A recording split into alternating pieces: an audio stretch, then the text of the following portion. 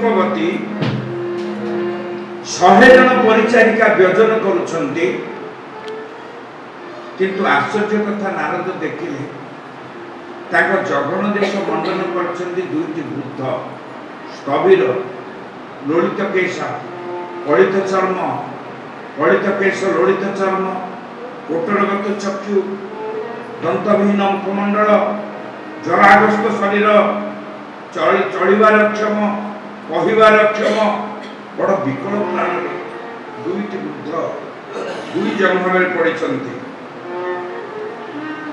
नारद विचार कले एमाने बोधे ये सुंदरी रूपवती पुत्र होते ना ना ना माँ जदि एमती पुओ केमती एमती हम पति मध्य होई नथिबे जे आज्ञा महाराज बोल व्यास महाराज की बोल परीक्षित महाराज की बोल रामेश्वर महादेव ओम रामेश्वराय ओम रामेश्वराय ओम रामेश्वराय ओम रामेश्वराय ओम रामेश्वराय ओम रामेश्वराय ओम रामेश्वराय ओम रामेश्वराय ओम रामेश्वराय ओम रामेश्वराय ओम रामेश्वराय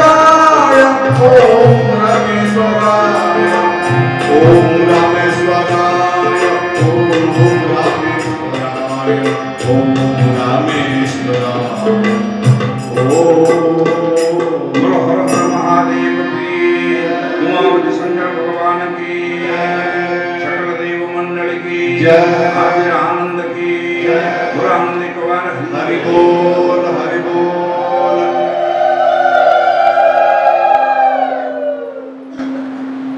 भक्ति महाराणी को कष्ट देखी नारद पचारे प्रश्न कले भक्ति बोली जानिबा परे एई दी जन जो वृद्ध थिले सेतेबेले भक्ति महाराणी कहले बाबा तुम उपस्थिति मते बड़ा आनंद देला किंतु एई दुई जन होचंती मोर पुत्र जणे होचंती ज्ञान आउ जणे होचंती वैराग्य ए दुई जन बुढ़ा होचंती मो पुओ भक्तिर पुत्र किंतु जने ज्ञान और वैराग्य काल रे जराग्रस्त हे गले ए घोर कଳି जुग रीति लोके होइबे मंदमती अगमे करिबे गमन निंदिबे निगम वचन तेणु होइबे अल्पायुष क्रमे सकल जीवे नाश आनंदे बोल हरि हरि हरि हरिबे बहुबारी आमे निश्चित हो गले वैराग्य नाही जा पुदरे वृथा कहिबा तत्व तारे भागवत कहले जार वैराग्य जन्मी नाही ताको तत्व गाथा वर्णना करी लाभ कोन ता तो वैराग्य नाही ना आसंतु एठी भक्ति महारानी करो उत्तम व्यवस्था नारदकर परामर्श रे हला ब्रजभूमि से आनंद लाभ कले भगवान कर नित्य लीला जुटे आनंदर बनुनिया कालक्रमे ब्रजभूमि कथा तीन जगह भगवान सदा उपस्थिति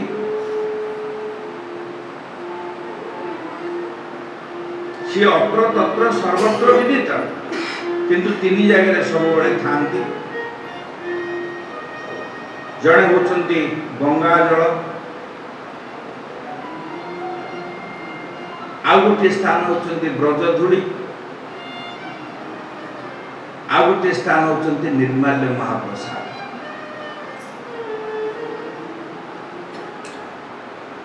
सीमांचल आचार्य निर्माल्य महाप्रसाद आनी मोटे गच्छित रखिछन मनु काली समर्थ मुझे चाहिए दे दो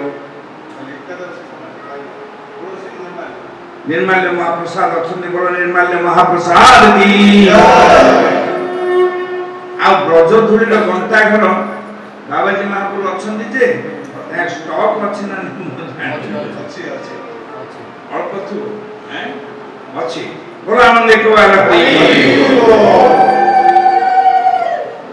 ଗଙ୍ଗା ଜଳ ସମସ୍ତଙ୍କ ପାଖରେ ଅଛନ୍ତି, କାରଣ ଯୋଉ ସମୁଦ୍ରରେ ଆଜି ସ୍ନାନ କଲେ ସେଇ ସମୁଦ୍ରର ଅନ୍ତର୍ଗତ ଅଛନ୍ତି ଗଙ୍ଗା ଜଳ। ଆମେ ଦୁଇଟି ସମୁଦ୍ରର ସଙ୍ଗମ ସ୍ଥଳରେ ପହଞ୍ଚିଲେ ବଙ୍ଗୋପସାଗରରେ ଗଙ୍ଗା ଜଳ ସଦା ସ୍ଥିତ। ଆସନ୍ତୁ ଏଠି ଯିବା। ইয়ার পরবর্তী পর্যায়ে পুরাণ চতুর্থ অধ্যায় আরম্ভ করেছেন। এই উপাখ্যানর নাম হচ্ছে গোকর্ণ উপাখ্যান। ভাগবত আরম্ভ হয়েছে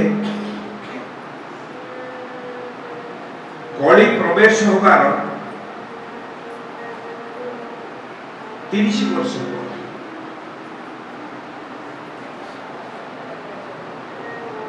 সেতবে সুখ পরীক্ষিত সম্বাদরে ভাগবত থিলে তার 200 বর্ষ পরে, অর্থাৎ কড়ি প্রবেশ হবার 230 বর্ষ পরে মহামান্য গোকর্ণ নিজ ভাইকে উদ্ধার করেছিলেন ধুন্ধুকারী অসুর। তার 30 বর্ষ পরে সুত সৌনক সম্বাদ নৈমিষারণ্যরে হয়েছিল। এবে যেতবে আমি তিথি কথা দেখিবা,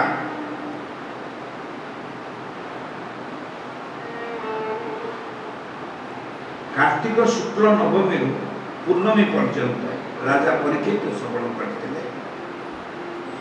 এবং ভাদ্রব শুক্ল নবমী মানে এবে আমি পূর্ণমী পর্যন্ত সুত সৌনক সম্বাদ এবং গোকর্ণ উপাখ্যান দেখিলে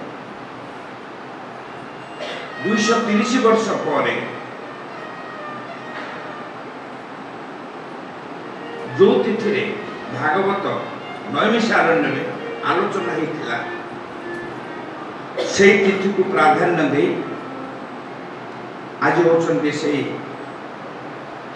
भाद्र मासर पवित्र तिथि शुक्ल पक्ष भागवत अनुष्ठान किछि वर्ष है आपण मान दयारु आपण माने परिचालित कर चली। बोलो आनंद कुंद भक्त दरबार की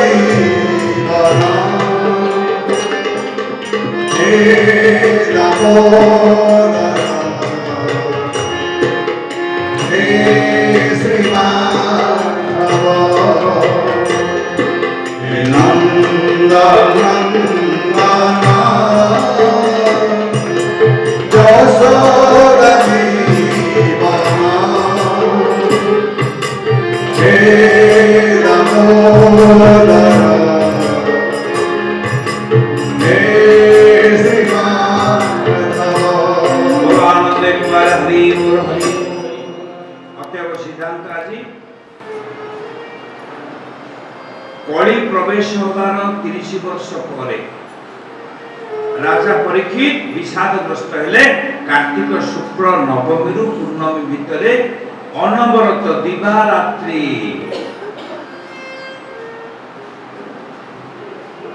अन्न कष्ट नहीं, आखिर निदा नहीं, मृत्यु चलते चमत्कार काली आलोचना करवा। तिथिटा केवल कही दूची कली प्रवेश होगार 30 वर्ष पर कार्तिक शुक्ल नवमी पूर्णमी कली प्रवेश होवार 200 वर्ष पर आषाढ़ शुक्ल नवमी पूर्णमी गोकर्ण उपाख्यान जोटा वर्तमान कहवाक आरंभ कर काली जो विषय आलोचना हम से सूतन सौनक संवाद ताहा आउ 30 वर्ष पर 230 वर्ष कली प्रवेश होगा पर भाद्रव शुक्ल नवमी भाद्रव पूर्णमी सेतक महदूती तीर पुण्य अग्नि क्षेत्र पवित्र पावनी तिथि पवित्र पावनी परिवेश देव सदृश देवी सदृश आपण उपस्थान ଆମେ ଭାଗବତ କଥା ଆଲୋଚନା କରିବାକୁ ସାହସ ନିବନ୍ଧ କରିଛେ। ମାଲିକଙ୍କର ଇଚ୍ଛା ଏ ନନ୍ଦ ନନ୍ଦନ ଯଶୋଦ ଜୀବନ ହେ ଦାମୋଦର ହେ ଶ୍ରୀମାଧବ ଭଗବାନ ସଚ୍ଚିଦାନନ୍ଦ ଭଗବାନ କି ଜୟ। ଶ୍ରୁତିବୃନ୍ଦ ଏଠି କଥା ଉଠୁଛି। ଆତ୍ମଦେବ ନାମକ ଜଣେ ବ୍ରାହ୍ମଣ ଥିଲେ। ସାନନ୍ଦ ସଦନଂ ସୁତଶ୍ଚ ସୁଦୟ କାନ୍ତା ନଦୁର୍ଭାସିନୀ। କିନ୍ତୁ ଟିକେ ତାଙ୍କର ଅସୁବିଧା ହେଇଥିଲା। ପତ୍ନୀ ଆତ୍ମଦେବଙ୍କୁ ଅନୁଗମନ କରୁନଥିଲେ। ପତ୍ନୀଙ୍କର ନାମ ଥିଲା ଧୁନ୍ଦୁଲି।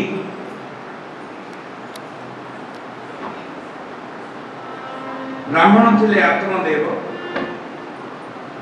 ବ୍ରାହ୍ମଣ ଥିଲେ ଧୁନ୍ଦୁଲି। ବ୍ରାହ୍ମଣଙ୍କର ମନରେ କଷ୍ଟ ଥିଲା।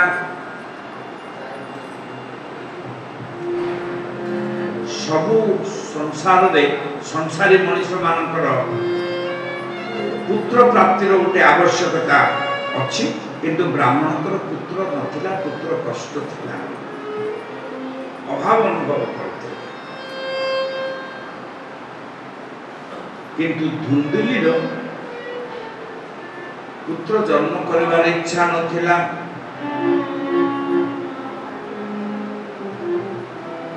এই সম্পর্কের ବହୁତ কথা ଆମର ଏ ଭାରତ ଭୂମିରେ ଘଟିଛି। ଗର୍ଭକୁ ପୁତ୍ର ଆଣିବା ପାଇଁ ଗର୍ଭସ୍ଥିତ ପୁତ୍ରକୁ ଜ୍ଞାନ ଦେବା ପାଇଁ ବହୁତ କଥା ଅଛି। ଆତ୍ମଦେବ ପୁତ୍ର ପ୍ରାପ୍ତି ପାଇଁ ବାରମ୍ବାର ଚେଷ୍ଟା କରନ୍ତେ। ଧୁନ୍ଦୁଲି କହିଲେ ହଏ ତମେ ପାଗଳ ହେଲ କି? ମୁଁ ଗର୍ଭ ଧାରଣ କଲେ ଚୋର ଆସିଲେ ମୁଁ ଦୌଡ଼ି ଯାଇପାରିବି? ନାଇଁ ନାଇଁ ନାଇଁ, ସେ ପାଗଳ ବିଧି ଛାଡ଼, ସେ ବିକୃତି ଛାଡ଼, ପୁତ୍ର ଆଉ ଆବଶ୍ୟକତା ନାହିଁ। ଚୁପଚାପ ଆମେ ଜୀବନଟା ସୁଖମୟ କରିବା। କିନ୍ତୁ ଆତ୍ମଦେବ ବିଷଣ୍ଣ ବଦନରେ ଥିଲେ। ସେ କଠୋର ତପସ୍ୟା କଲେ। ଧ୍ୟାୟତେ ବିଷୟାନୁପୁଂସା ସଂଗସ୍ତେ ସୁଖଦାୟତେ ସଂगा संजायते कामं कामात् क्रोध विजायते क्रोधात् भवति सम्मोह सम्मोहात् श्रुति विभ्रम श्रुति भ्रंशात् बुद्धिनाशो बुद्धिनाशात् प्रणश्यते। ଧୁନ୍ଦୁଲି ର ବୁଦ୍ଧିନାଶ ଘଟିଥିଲା। ଆତ୍ମଦେବର ବୁଦ୍ଧି ଉନ୍ନତ ଥିଲା। ସେ ଘନ ବନକୁ ଗଲା ଏବଂ ଭଗବାନଙ୍କର ଚରଣରେ ଚିତ୍ତ ନିବେଶ କରି ତପସ୍ୟା କଲା। ତଥାପି ଫଳ କିଛି ହେଲା ନାହିଁ। ଚିନ୍ତା କଲା ବ୍ରାହ୍ମଣ, କହିଲା ଆଉ ଜୀବନ ରଖିବି କି କାରଣେ? ଆଉ এই জীবন ମୁଁ କାହିଁକି ରଖିବି? এই ପ୍ରାଣକୁ ଜଳରେ ବିସର୍ଜନ ଦେଇ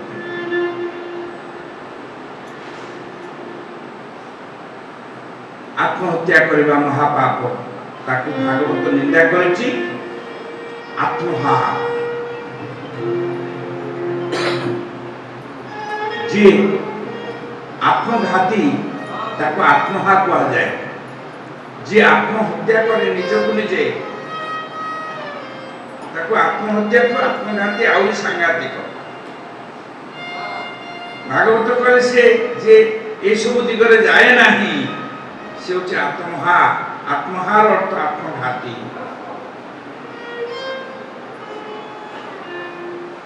କେଡ଼େ ସୁନ୍ଦର ଶରୀର ଆମକୁ ଦିଆହେଇଛି। ଆତ୍ମଦେବ ତାକୁ ହତ୍ୟା କରିବାକୁ ଯାଇଥିଲେ, କିନ୍ତୁ ଜଣେ ଦିବ୍ୟ ଋଷି ଧରିଦେଲେ। ହେଲେ ବ୍ରାହ୍ମଣ ଏ ଅଜ୍ଞାନ ପାମର ତୁ ଏ ଜୀବନ ଉପରେ ତୋର ଅଧିକାର ନାହିଁ। ଯେଉଁ ଜୀବନ ତୋର ନୁହେଁ, କେଉଁ ସାହସରେ ସେ ଜୀବନକୁ ତୁ ବିସର୍ଜନ କରୁଛୁ? ନା ହେ ଋଷିବର, ଦୁଃଖ ଛଡା ମୋ ଜୀବନରେ କିଛି ନାହିଁ, ଆଉ ବଞ୍ଚିବି କାହିଁକି? ତପସ୍ୟାରେ କୃତକାର୍ଯ୍ୟ ହେଲି ନାହିଁ। ଋଷି ଦୟାକରି ବ୍ରାହ୍ମଣକୁ ଫଳଟିଏ ଦେଲେ।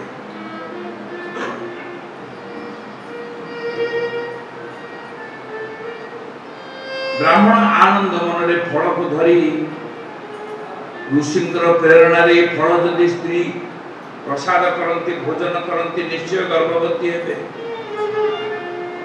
ବ୍ରାହ୍ମଣ ଆନନ୍ଦରେ ଫଳଟିକୁ ଆଣି ସ୍ତ୍ରୀଙ୍କୁ ଦେଲେ। କହିଲେ, ଧୁନ୍ଦୁଲି ଆମର ପରମ ସୌଭାଗ୍ୟ, ଆସ ଏ ଋଷି ପ୍ରସାଦକୁ ଗ୍ରହଣ କର। ଧୁନ୍ଦୁଲି ବିଚାର କଲେ, ଏଇ ବ୍ରାହ୍ମଣର ମୁଣ୍ଡ ଖରାପ। ଆରେ ମୁଁ ପରା କହିଲି, ମୁଁ ଗର୍ଭଣୀ ହେଲେ ଦୌଡ଼ିଲେ ଚୋର ଦୌଡ଼େଇବ, ମୋର ସବୁ ସୁନା ଅଳଙ୍କାର ନେଇଯିବ। ତାର ସନ୍ତାନ କରିବାର ଇଚ୍ଛା ନଥିଲା।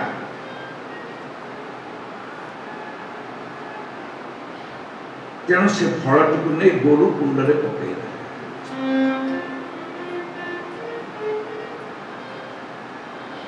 ସ୍ୱାମୀକୁ ଖାଇବାର, ପ୍ରସାଦ ପାଇବାର ଆଉ ଗର୍ଭବତୀ ହେବାର ଅଭିନୟ କଲେ। ଭାଗ୍ୟବଶତଃ ତାର ଭଉଣୀ ଗର୍ଭବତୀ ଥିଲା। ପୂର୍ବରୁ ତାର 6ଟି ଛୁଆ ଥିଲେ। ଭଉଣୀକୁ ଡାକି ଆଣିଲା, କହିଲା, ଭଉଣୀ ଲୋ, ଏ ଲୋକ ତ ବୁଝୁନି, ମୋ ସେବା କରିବାର ଅଭିନୟରେ ରହ, ଛୁଆ ଜନ୍ମ କରିବୁ ତୁ, ଟଙ୍କା ପଇସା ଦେବି ମୁଁ ଖାଲି ଖାଲିଟାରେ ଗର୍ଭବତୀର ନାଟକ କରୁଥିଲି। ନାଟକ ଜାଣିଲା, ଓ ଖାଲି ବାନ୍ତି। ବ୍ରାହ୍ମଣ ଭାବିଲେ, ଯା ହଉ ଗର୍ଭ ସୂଚନା ମିଳିଗଲା। ଖଟା ଖାଇବାକୁ ଇଚ୍ଛା ହେଲା, ମିଠା ଖାଇବା ଇତ୍ୟାଦି ଇତ୍ୟାଦି କଥା, ଅଙ୍ଗ ଅଭିନୟ ସବୁ ମିଛିକିଆ ହେଲା। ଯଥା ସମୟରେ ବ୍ରାହ୍ମଣ ଘରେ ପୁଅ ଜନ୍ମ ହେଲା। ଆପଣମାନେ ଧ୍ୟାନ ଦିଅନ୍ତୁ, ଇଏ ଧୁନ୍ଦୁଲି ଜନ୍ମ କରିନି, ତା ଭଉଣୀ ଜନ୍ମ କରିଛି। ଆଉ ସେଇଦିନ ପୂର୍ବ ରାତ୍ରିରେ ବ୍ରାହ୍ମଣର ଗୋଟେ ଗାଈ ଥିଲା, ସିଏ ମଧ୍ୟ ପୁଅଟେ ଜନ୍ମ କରିଛି। ସେ ଗାଈ ଥିଲା ବନ୍ଧିଆ ଗାଭୀ। କେମିତି ଜନ୍ମ କଲା ଆପଣମାନେ ଟିକେ ବୁଦ୍ଧି ଖଟେଇ ଦେଖିଲେ। ଗୋରୁ କୁଣ୍ଡରେ ଗୋଟେ ଫଳ ପଡିଥିଲା ନା, ସେ ଗାଈ ଖାଇଥିଲା। ସେ ମଧ୍ୟ ଛୁଆଟିଏ ଜନ୍ମ କରିଛି, ଅବିକଳ ଦିବ୍ୟ ତେଜ ସମ୍ପନ୍ନ ମାନବ ଶିଶୁ। ବୋଲାନନ୍ଦ ବୋଧେ କ୍ଷୁଧାର ସମୟ ହେଲାଣି, କାହିଁକି ନା ହୁଳହୁଳି କମ୍ପାନୀ ପୁରା ଡାଉନ।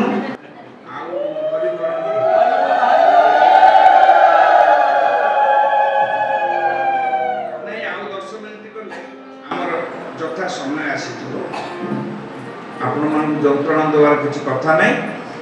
ସତ୍ୟନାରାୟଣ ଆଚାର୍ଯ୍ୟ ମହୋଦୟ ଆସିଲେ ସୂଚନା ଦେଇଦେବେ କେମିତି ଚଳିବା। ଘର କଲେ 5 ଜଣ ଥିଲେ, ଘରଟି ହେଲେ କେତେବେଳେ କ'ଣ ବିଭ୍ରାଟ ଭଲ ମନ୍ଦ ହେଇଯାଉଛି, ହଉଛି ନା ନାହିଁ। ଆମେ ଯେତେବେଳେ 150 ମଣିଷ ଗୋଟିଏ କୁଟୁମ୍ବରେ ଅଛେ, ଜଣେ ଭକ୍ତ ତାଙ୍କ ଦୁଆରେ ଲେଖିଥିଲେ, ଏ ଘରର ମାଲିକ ସ୍ୱୟଂ ଜଗନ୍ନାଥ। ବୁଝିଲେ ନା ନାହିଁ? ଏ ପରିବେଶର ମାଲିକ ମଧ୍ୟ ସ୍ୱୟଂ ଜଗନ୍ନାଥ। ଆମର କିଛି ନାହିଁ, କର୍ତ୍ତୃତ୍ୱ ଅଭିମାନ କାହାର ନାହିଁ। ଆସନ୍ତୁ ମୂଳ କଥାକୁ। ଲୋକେ କୁହାକୁହି ହେଲେ ଯେ ବ୍ରାହ୍ମଣ ପରମ ଭାଗ୍ୟବାନ, ତାର ଗାଈ ବନ୍ଧିଆ ଗାଭୀ ମଧ୍ୟ ପୁଅ ଜନ୍ମ କରିଛି। ଦେଖିବାକୁ ତେଜସ୍କ୍ରିୟ ବ୍ରାହ୍ମଣ ଶିଶୁ, କିନ୍ତୁ କାନ ଦିଟା ଗାଈ କାନ ପରି। ନାମକରଣ ଉତ୍ସବ ହେଲା। ଗାଈର ଛୁଆ ମଣିଷ ଛୁଆ ପରି ଦେଖା ଯାଉଥିବା ଗାଈର ଛୁଆ ତାକୁ ନାଁ ଦିଆଗଲା ଗୋକର୍ଣ୍ଣ। ସେ ଜ୍ୟେଷ୍ଠ।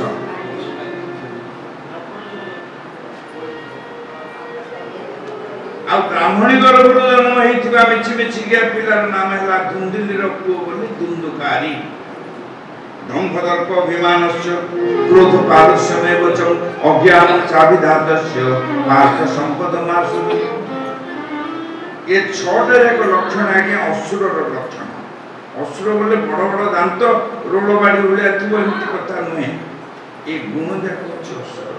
ଦମ୍ଭ ଦର୍ପ ଅଭିମାନସ୍ୟ କ୍ରୋଧ ପାରୁଷ୍ୟମେବ ଚ। ଦମ୍ଭ ଥିବ, ଦର୍ପ ଥିବ, ଅଭିମାନ ଥିବ, କ୍ରୋଧ ଥିବ, ପୁରୁଷପଣିଆ ଥିବ, ଅଜ୍ଞାନ ଚାବିଧାତସ୍ୟ ପାର୍ଥ ସମ୍ପଦମାସୁରୀ। ଭଗବାନ କହୁଛନ୍ତି ଅର୍ଜୁନ ଏ ଛଅଟାର ଗୁଣ ଯଦି ଅଛି ତମେ କହିବ ଏଇଟା ଅସୁରର ଗୁଣ।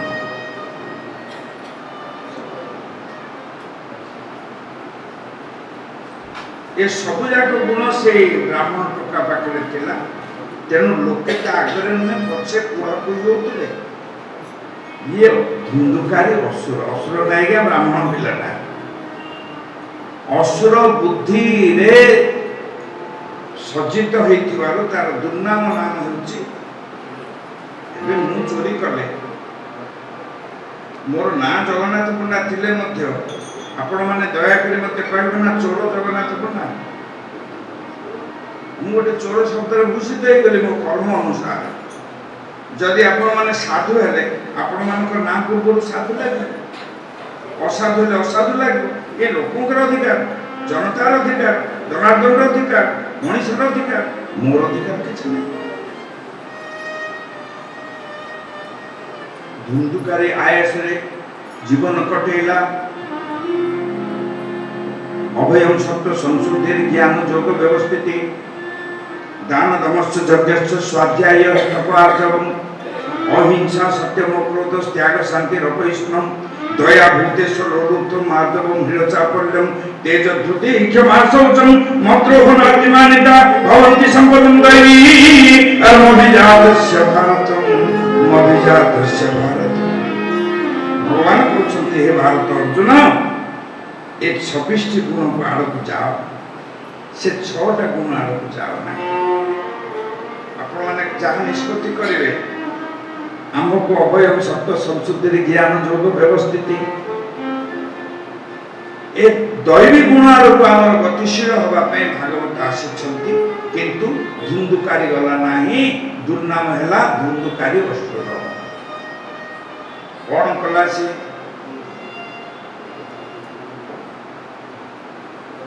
ନାଇଁ ଏ ସବୁ ଯାକ ଧର୍ମ କର୍ମ ବୋଲି ଯେହେତୁ ଆପଣମାନେ ଟିକେ ପରେ ଜାଣିବେ ବାବୁ ଆସିବା ପୂର୍ବରୁ ଆପଣଙ୍କ ପାଖରେ ପହଞ୍ଚିଯିବ ଯଥା ଶୀଘ୍ର। ମୁଁ ମଧ୍ୟ ଯଥା ସମୟରେ ଆପଣଙ୍କୁ ସ୍ମରଣ କରାଇଦେବି। ରାଷ୍ଟ୍ରପତି ମାନନ୍ତୁ ଆପଣମାନଙ୍କର ଗାଁକୁ ଆସିବେ। ତାହେଲେ ଗୋଟେ ଖବର ଆସିବ ରାଷ୍ଟ୍ରପତି ଚାହୁଁଛନ୍ତି ସେଠିକି ଯିବେ। ମିନିଷ୍ଟର ତତ୍ପର ହେଇଯିବ, ଚିଫ ମିନିଷ୍ଟର ତତ୍ପର ହେଇଯିବେ, କଲେକ୍ଟର ତତ୍ପର ହେଇଯିବେ। ସେ ପ୍ଲେସ ଠିକ ଅଛି ନା ନାହିଁ, ସିକ୍ୟୁରିଟି ତତ୍ପର ହେଇଯିବେ, ପୋଲିସ ତତ୍ପର ହେଇଯିବେ। ଘନ ଘନ ଆସିବେ, ଦେଖିବେ। ଓକେ, 6 ମାସ ପରେ ରାଷ୍ଟ୍ରପତି ଆସିବେ। ଯେମିତି ସେମିତି ଦେବତା ଆସନ୍ତୁ ନା ଅସୁର ଆସନ୍ତୁ, ଗୋଟେ ଅସୁରର ଗୁଣ ଅଛି ଦମ୍ଭ। ଧନ ମହାରାଣୀ ଆସିବା ପୂର୍ବରୁ ଯାହାକୁ ଆମେ ଅସତ ଧନ ବୋଲି କହୁଛେ, ବିଦ୍ୟା ଧନ ନାହିଁ, ମୁକ୍ତି ଧନ ନାହିଁ, ଭକ୍ତି ଧନ ନାହିଁ, ଦାନ ଧନ ନାହିଁ, ସମର୍ପଣ ଧନ ନାହିଁ, ଭୋଗ ଧନ, ଐଶ୍ୱର୍ଯ୍ୟ ଧନ, ଯାହାକୁ ଆମେ ମଦରେ ପରିଣତ କରୁଛେ। ଐଶ୍ୱର୍ଯ୍ୟ ମଦନ୍ମୟ ଗଛ।